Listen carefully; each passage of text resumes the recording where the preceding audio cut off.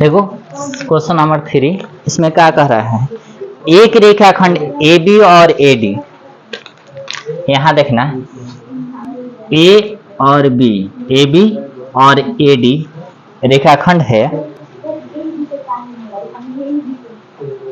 एक रेखाखंड AB पर AD और BC दो बराबर लंब रेखाखंड है, लंब रेखाखंड है यहाँ पर, यानी AD जो है वह बराबर है BC के। वो किसके बराबर है? BC के। हमें दर्शाइए कि CD जो है रेखाखंड AB को समद्विभाजित करती है। हमें यह दर्शा देना है, हमें जो सिद्ध करना है कि A से लेकर O तक और B से लेकर O तक ले दोनों की जो दूरी है, मतलब दोनों जो आपस में क्या है, बराबर है। यही हमें क्या कर देना है, सिद्ध कर देना है। तो चित्र तो दिख रहा है, हम इसको सिद्ध करते हैं। जो त्रिभुज, कितने त्रिभुज दिख रहे हैं आपको? दो त्रिभुज दिख रहे हैं। कितने त्रिभुज? दो। चलिए लिखेंगे सीधे प्रमाण। क्या लिखेंगे? प्रमाण। आप जिसमें हम करना है, एक त्रिभुजाई ले लीजिए BOC में, त्रिभुज BOC तथा त्रिभुज AOD में, त्रिभुज AOD में ले लिया कि नहीं? आप देखिए यहां से हम क्या करने वाले हैं।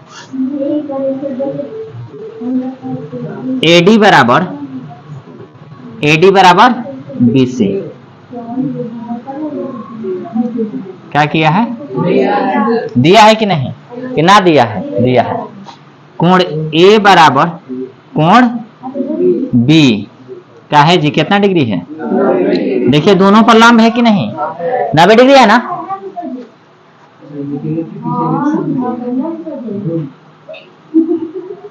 ये भी दिया हुआ है, ये भी क्या है? दिया है। अब थोड़ा सा ध्यान से देखिएगा, अगर आपने पिछली कक्षाओं में या पिछली प्रश्न में आपने सोचा होगा तो इसको ऐसा लिख सकते हैं क्या? थोड़ा सा ध्यान से देखिएगा। कोण AOD बराबर कोण BOC हो जाएगा।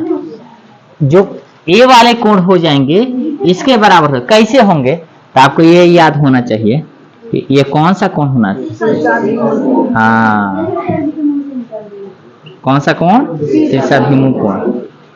और शीर्षाभिमुख कोण जो होते हैं क्या होते हैं? बराबर होते हैं। यानी कोण AOD बराबर कोण BOC। कोण क्या आ जाएगा? BOC। अब मेरे बाबू यहाँ देखना, इसको किससे सूचित करते हैं? एंगल। इसे किससे सूचित करते हैं? A से। और इसको किससे सूचित करते हैं? S से। तो एक नियम होता है सर्वांग समता का नियम, AAS, कि AAS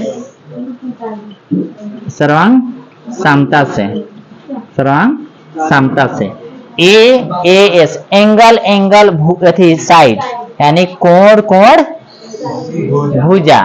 इस दिख रहा है आपको ना, हुआ है। इसलिए त्रिभुज, कौन त्रिभुज? BOC सर्वांग सम त्रिभुज AOD। जब यह सर्वांग सम हो गए तो इनकी संगत भुजाएं और संगत कोण जो होते हैं बराबर होते हैं। क्या होते हैं? बराबर। तो देखिएगा ना, अतः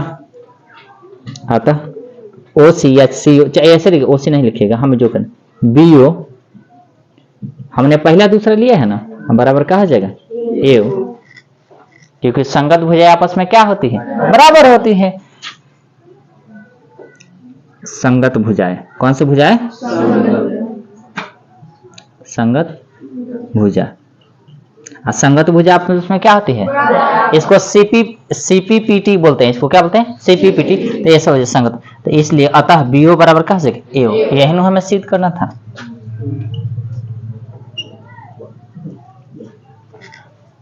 हो गया? अब सोचा तो उतारो लो। इतना इजी दिखता है आपकी बार मोदी सरकार। देखो दिया हुआ है कि LM समानांतर तथा PQ समानांतर, P समानांतर Q है, ठीक है ना। L समानांतर M तथा P समानांतर Q है। ये आपके क्वेश्चन में दिया है। हमें जो सिद्ध करना है त्रिभुज एबीसी सर्वांग सम त्रिभुज सीडीए। क्या ज्ञात करना है? ज्ञात नहीं करना है, सिद्ध करना है। अब देखना मेरे बाबू, अगर जो त्रिभुज दे रहा है हमें सिद्ध करने को, उसी त्रिभुज में लेंगे। त्रिभुज एबीसी तथा त्रिभुज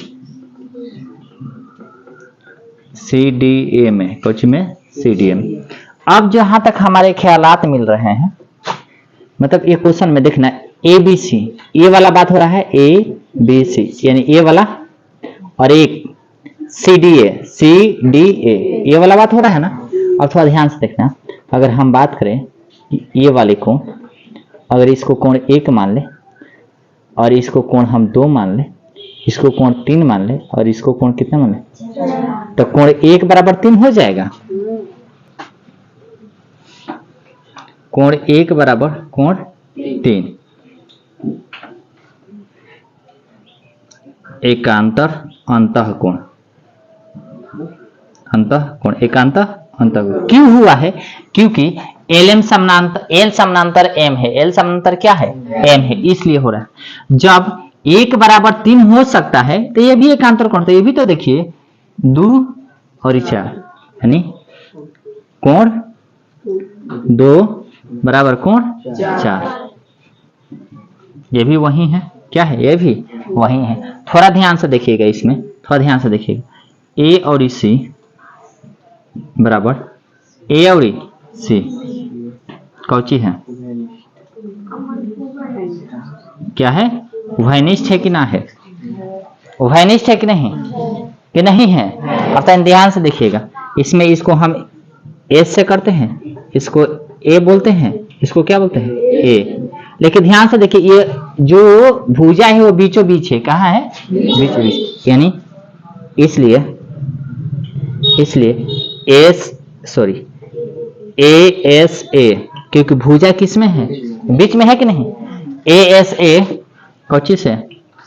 सर्वांग समता से, सर्वांग समता से त्रिभुज ए बी सी सर्वांग सम त्रिभुज सी डी ए। यही हमें सिद्ध करना था, यही हमें सिद्ध करना था कि नहीं करना था? होता गया।